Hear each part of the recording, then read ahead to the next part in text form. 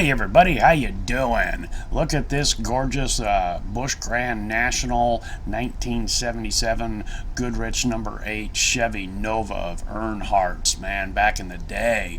Junior just bought this and then had it restored. He's going to be the pace car at Darlington this year. Man, I mean, I watch NASCAR in this era. Them Novas, man, they just look so fucking cool. So anyway, while we gaze at this beauty, I want to bring you up to speed on my experiences with dialing down force feedback on the steering wheel.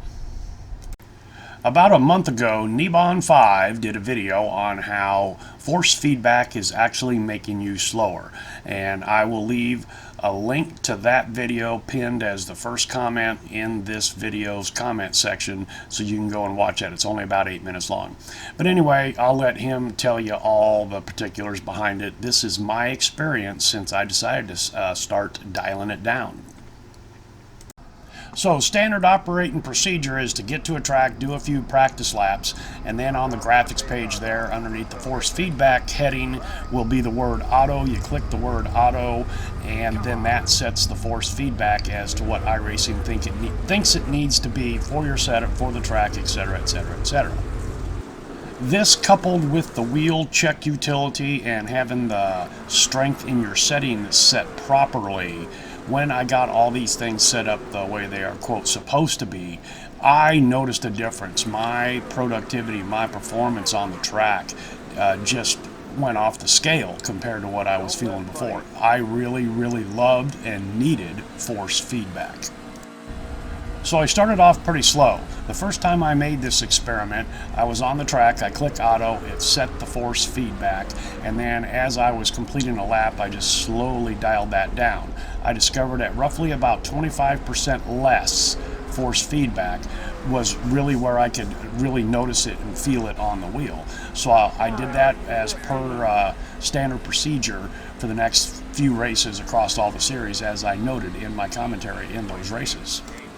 Then Bristol Dirt Week arrived. So I'm out on the track in the Gander truck and I'm doing my thing there and I'm keep dialing down the force feedback, and I'm not really kind of paying attention to it because we're at Bristol and we're flying around that dirt track there, and I just kept going down and down and down, and then all of a sudden I noticed I was at 0, and that, I think I spun and hit the wall. So then I went out again, did it again, and I got down all the way to 1.5. I just about all but turned it off until there was just a very little resistance to the wheel, and found out that my performance around the track just, improved 1,000%. Too funny, I was watching Nebon5 on one of his races here at Bristol Dirt, and he mentioned the same thing. He had taken it all the way down to 1.5. When I later ran the Cup race at Bristol Dirt, same thing, all the way down to 1.5. My next truck race was at Chicagoland, and I decided to ramp it up and dial it down even more. As I was running the practice lap, I was dialing down the force feedback, and this time I decided to flip the script. Instead of taking it down 25%, I took it down 75%. I've got some examples to show you here as to how I think this has kind of improved my driving line, steering, etc., etc. Down the backstretch into turns 3 and 4.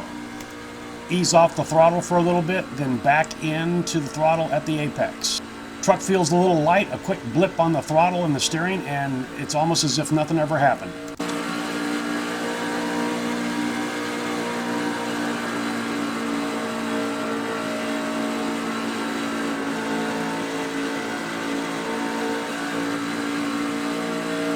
Trying the low line into turn 1, again, just a quick lift and a quick little correct on the steering.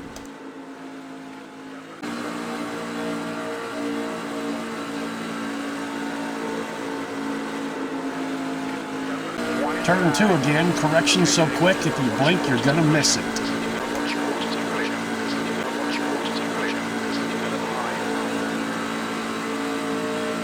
Coming out of 4, truck gets a little light in the rear, just a quick stab of the steering wheel to the right, no lift because there's tire wear, so I didn't have to lift on the throttle.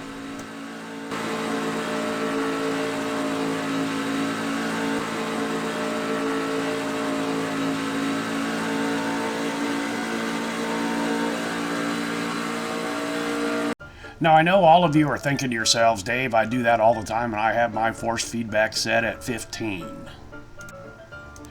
But for me, here at Chicagoland now, I have discovered that I'm making the shift from using the steering wheel to tell me what the car or truck is doing versus the visual cues.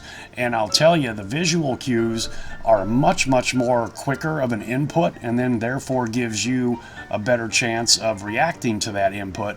And we've seen that here a couple times where, you know, the truck got light and just a quick little flip and a quick little blip, and I was on my way. And frankly, I didn't even really realize it at that split second. It was watching the video as I was editing it that it really struck me how quick that was and how non-sequential it was to me that had occurred. One of the other things I've discovered about having the force feedback dialed down some is seam walking down the backstretch does not seem to be near as significant, because as Nebon shows, what occurs on the outside world in the track there directly affects the steering wheel. So the seam walking, as far as my experience, it has just about gone away. Now, I have not done any changes with the offset in setups. And, you know, for the most part, I leave those the way the creator of the setup has set it. But there have been occasions where, I think it was at Darlington, to be honest with you, where I couldn't stand it because it was driving me into the wall along with seam walking.